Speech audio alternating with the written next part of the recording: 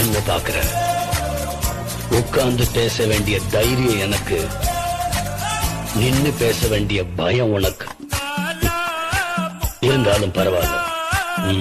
आपको ये वीडियो पसंद आया तो ऐसी ही ढेर सारी और वीडियोस देखने के लिए डाउनलोड कीजिए रोकोसो ऐप आज ही।